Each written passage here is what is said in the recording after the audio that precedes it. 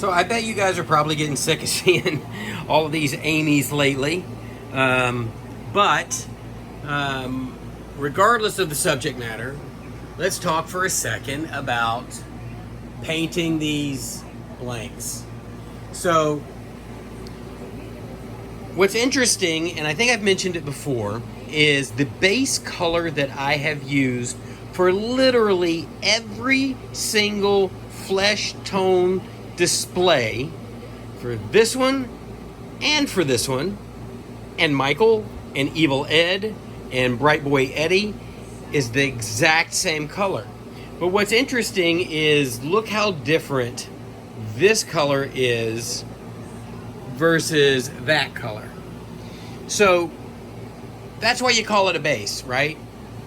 You don't rely on this color right here as the end all be all for your final vision for your piece. There are layers and layers and layers of color that actually add to this. And what's interesting is you can skew the color of something like this with red and then yellow and then blue. So what I'm saying to you is this: if this color is too cool, you put some red on it. If it's too red, you put some blue on it. And if it's too purple, you put some yellow on it. And then you come back with a neutral flesh tone and you do your highlights. And that's how you end up with something like this. So let's talk about this for a second. I don't know if I ever posted it, but I have a chart, and maybe I'll post it in the comments below, of the zones of the face, the color zones of the face, right? And faces tend to be yellow at the top, red in the center, and blue at the bottom. Now, are there exceptions? Yes, Amy is a little bit of an exception, because if you look at the reference pictures of Amy, you'll notice that around her mouth she's very, very, very, very red. And you know, obviously this is specifically as a result of this part of her face being a prosthetic makeup. And when I sculpted this particular version of Amy, that was my goal. I was looking for Amanda Bierce wearing this makeup. And so what you end up with still is a little bit yellow at the top, a red undertone here, but it's sort of belied by the blue in her eyeshadow and the coolness of the tops of her cheeks. If you look at the references, you'll see that. And then from the bottom down, we're really not embracing that sort of blue scenario, which honestly tends to be more of a dramatic male trait than it does as a female trait. Not that females don't sort of go blue-green down here, but males, because of beard and 5 o'clock shadows and whatnot, have a more dramatic bluish, grayish, whitish area down here depending on the character. So the way that I go about painting these is I paint these with a very neutral flesh tone, and then I speckle them with a brush. And what's interesting is I have a brush that I use that I'm afraid that once I wear it out, I'm going to have a hard time finding a new one. It's literally my Linus blanket, for those of you who know who Charlie Brown and Peanuts are. It's like, if I lose this brush, I don't know what I'm going to do with myself. But it is the perfect brush for speckling in this sort of scenario. But what I do with these masks in particular, when I'm painting them, is I speckle a red pass, concentrating specifically here, and on Amy, here and here, right? So I concentrate here and here, and around here. Because again, in reality, all of this, save for her nose, up and probably around here, was all a special effects makeup appliance that was painted by amazing special effects artists. Steve Johnson, Steve Neal, all of those guys that were involved in the production of the movie Fright Night. and painted specifically to achieve this effect. Because again, in a horror movie, you know, red is far more terrifying than blue. If this had been cooled down, it wouldn't be nearly as effective as having this extra red. And if you want to sort of go a step further and justify it, you know, we're talking about human skin that's being stretched to the limits by these giant teeth. And you know, what happens under the skin? Well, I would imagine that we're breaking veins and capillaries and whatnot. So the red under the surface totally makes sense here, in my opinion. So anyway, human here, but with makeup, and then special effects makeup in this area here, and then we're back to human down here, right? So yeah, so I speckle a red pass. And then I step back and I take a look at it. And then I go back and I go, okay, great. I take a yellow pass and I really concentrate here. I concentrate a little bit here on the bridges, the sides of the nose, maybe a little bit on the bridge of the nose here. If you look, there's a lot of sort of like orangey yellow going on there. You don't want this to be so red here, so I also speckle yellow here. And when I say yellow, what I'm talking about is a bronze yellow, not a yellow. It's a very sort of like greenish yellow, which is really nice because it does actually give you a little bit of that hue, that human, like under the skin hue in these areas. So yellow here, a light yellow pass here, a little harder on the yellow here, a little maybe stronger yellow cast here, and then I'll yellow all of this around here because, again, what we're looking for is not red around the neck. We're looking for that. If you look sort of in these highlights, you'll see that this is a yellowish sort of orangey mix of colors, and this is literally all about speckle painting with a brush. Just running your fingers across the bristles.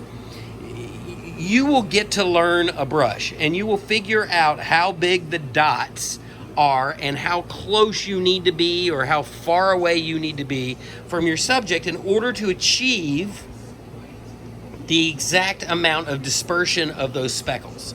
Now, the other thing I'll do is I'll hold a paper towel in my other hand, so if I end up with giant spots or something that's just too heavy, I'll come in real quick and I'll blot it down, and usually that will settle it down just enough that I can come in and break it up just a little bit more, but it gives me a little bit of a parameter of how close I should be or how far away I should be from the surface of the mask in order to paint that sort of speckled surface. And then I'll continue on all around the backside and then all in here as well. So then at that point I'll step back and I'll go, okay, great. We've got red, we've got yellow, we've got orange. Is it too hot? And by what I mean hot is this just too warm? Are the colors too warm at this point? And if they are, I will get a very light blue and I will come back, and in this case I really want the finest speckle that I can get, and so I'll just come in and just speckle, not necessarily concentrating on this area here, but concentrating on the areas around the eyes, because around the eyes is very purple on people. And then from this area kind of down, and then just a vague, blue speckle all the way around this sort of neck area, right? So once I have that done, it will hopefully, the idea is that it will look like a very natural skin sort of breakup, like a transition gradient, starting with our sort of orangey reddish yellows into a more reddish sort of cheek across the bridge of the nose area into maybe a little more of a bluish purpley area, but still red, because again we have to remember that this was an appliance that was painted by effects artists as opposed to being a natural part of human anatomy. Because again, that is something that I try to keep in mind when I'm doing these things, right? Because my vision for this is that I am replicating as closely as my artistic ability can what I see in that reference photo. And photos, but specifically that one photo of Amy where she Charlie's holding the cross, Amy lifts her head, and we see for the first time that Amy has these fangs. So that was my goal here. Again, hopefully I'm able to capture both the side view and that front view that most people are familiar with, but you never really see in the film. If you go back and watch the movie, that straight on shot that everybody sort of references for Amy is actually not in the movie.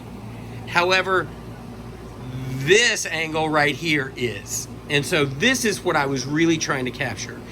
But I didn't want to undermine everybody's familiarity of reference for who Amy is based on this reference, which was a straight-on shot, and her eyes are looking right at you, because I wanted to give collectors the ability to say, no, I want my Amy looking right here, or I want my Amy looking off to the side, because regardless, we're still talking not about Amy, right? This is Amy in the movie. I'm talking about Amanda Bierce, right?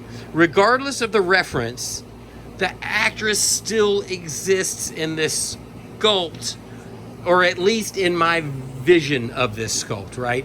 So I spent a lot of time, hopefully it shows, on the top half of this, and of course my phone is acting crazy, but I spent a lot of time on the top half of the sculpt trying to get Amanda Bierce in the room, right? But this part to me is simple, like not simple, but this is obvious, I guess is the word. Simple is not the word, because again, this is also very, very specific, but this is the obvious part, right? And if you focus on the obvious part, it's easy to neglect this part, right? So anyway, I'm getting off on a tangent. The point of this is that the Amy that I've sculpted is that slight side angle where she lifts her head and Charlie's holding that cross.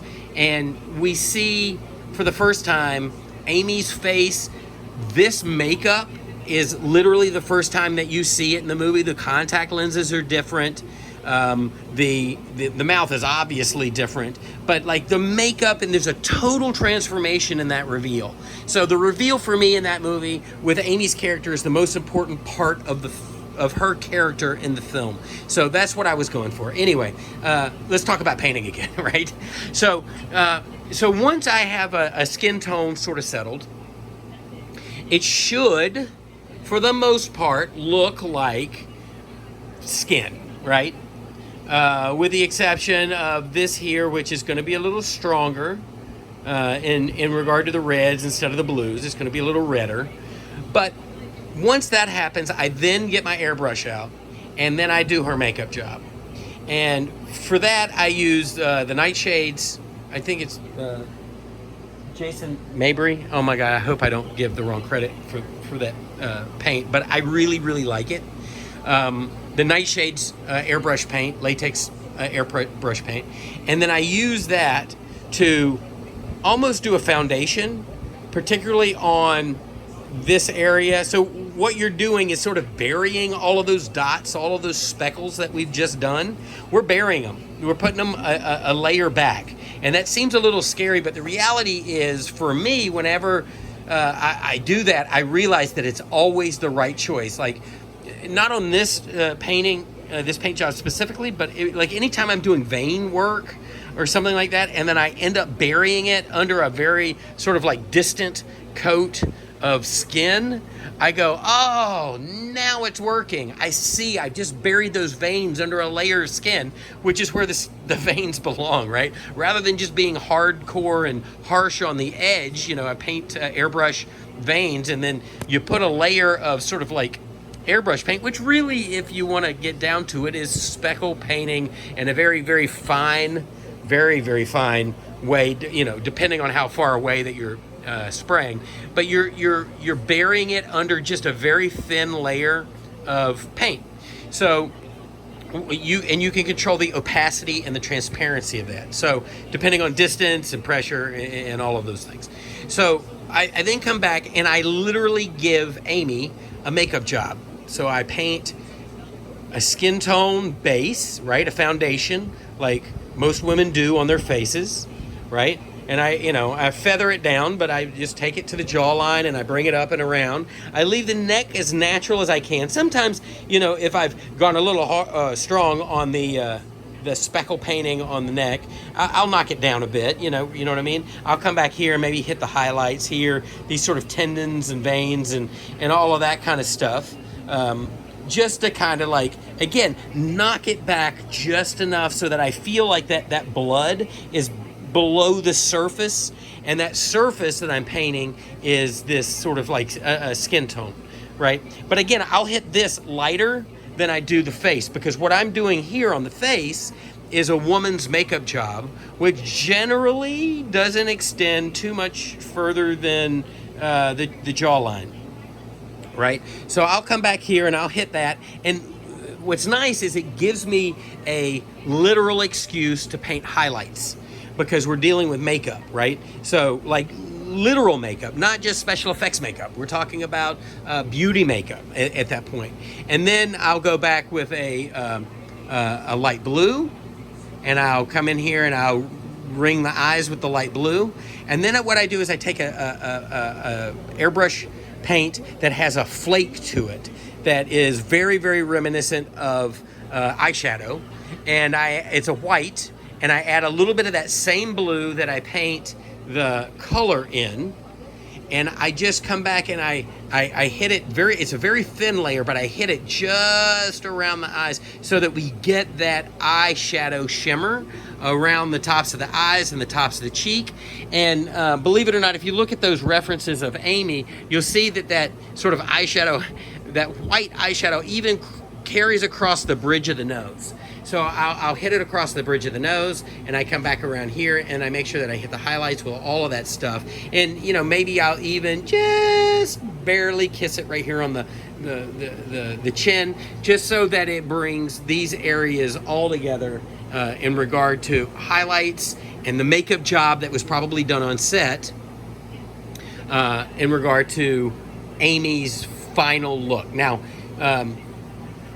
I'll be honest with you, the most nerve-wracking part for me is the eyeliner, is this sort of like area around this black sort of like eyeliner that is like very, very super dramatic around her eyes. And at first I was doing this with a brush, and then it occurred to me that there are acrylic markers that are really, really good. And so I come back and I come here and I draw out this line with an acrylic marker, and then I fill it all in, and definitely underneath the eye here. And then I take a little bit of black and an airbrush and I hit it right here in the corners of the eyes, and I very lightly come in here and I shade in this area here and all along this ridge, to kind of make it so that it doesn't feel, look, you want a hard edge here, but you don't want a hard edge there, right? It's sort of like it's a conflict of interest. So you want this hard edge, but at the same time you want it to look smoky. So what I do is I come in with just a little bit of an airbrush black, and I make this edge smoky, and I even bring it around the bottom side here, and that completes the sort of like the eye makeup for Amy at that point. And then I'll step back again and I'll go, okay, what else does it need? And generally I'll come back with a red and an airbrush, and I'll hit this, I'll hit sort of like right underneath the nose, right across the bridge of the nose, maybe a little tick here. And again, when I say with an airbrush, I'm talking about a very extreme distance. But if you look at the references, she is very, very red in here. Right up until here, the chin tends to be sort of like a fleshy yellow. This tends to be reddish, and then I once again will step back and see if she needs anything else. Generally, I will put a little bit of blackish red, because I'll be honest with you, I hate shading just with black, because the reality of skin tone is there's no such thing as 100% black on a face. There's always shades of brown or maroons or dark reds or dark browns. There's dark yellows, but very rarely is there anything that is 100% black, unless you're faking something like the inside of a nose, or you're going, oh, okay, yeah, the makeup artist painted this 100% black, right? Or, no, this is eyeshadow, it's 100%, or eyeliner, it's 100% black. So I try to avoid 100% black at all costs, because it doesn't exist in nature. So I'll come back with a black at a distance, and I'll come in and I'll just hit it in here just to accentuate shadows, but I try my best not to overload it, because I don't want that to be a predominant influence on the skin tones that I'm using on this particular finished sculpt, if that makes any sense. And literally with Michael and even Evil Ed, I try not to use a black in anything that wouldn't have been used on set in order to achieve a shadow that didn't exist, or a color that was being enhanced and only enhanced by a percentage of black, as opposed to a complete color, if that makes any sense. But anyway, I guess that's my own neuroses. I'm just trying to avoid. I heard an artist one time say there's no such thing in art as 100% black in a shadow, and that really, really stuck with me. And that's what that is something that I'm really always trying to achieve, is never influencing something with 100% black in something that's supposed to be a shadow.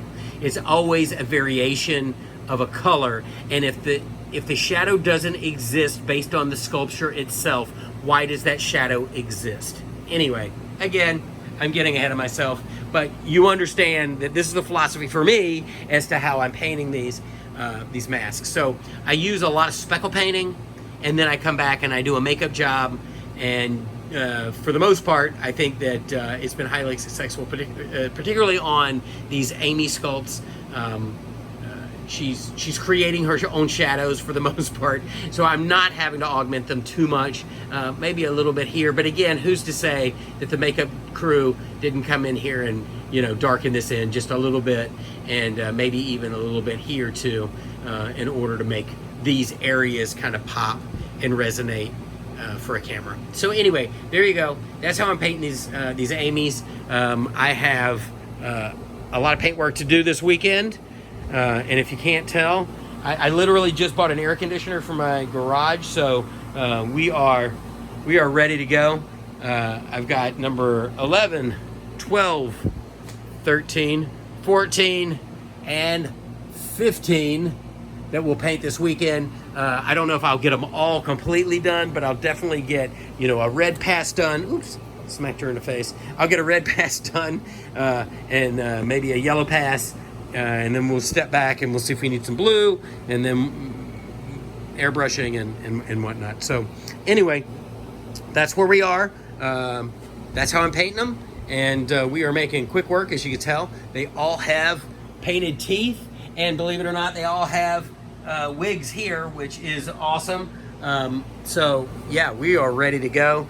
Paint these girls. I have 4 seal eyes in the male. Nate Motich is making some eyes for me, which emulate the contact lenses from the film. So I have 2 versions of eyes for these girls. So yeah, we are moving, and I'm going to get them settled and done as soon as I get eyeballs in. This one, and this one will be finished. I'll get some clothes on them. They will be done in the mail, and these ones will be very, very close. We're making good progress, and as soon as these ones are painted, I will be pouring numbers 16 through 20. So we are we are rocking and rolling here. So there you go. Hope everybody's having a good weekend. Happy Father's Day, everybody. Have a good one, and we'll talk to you soon.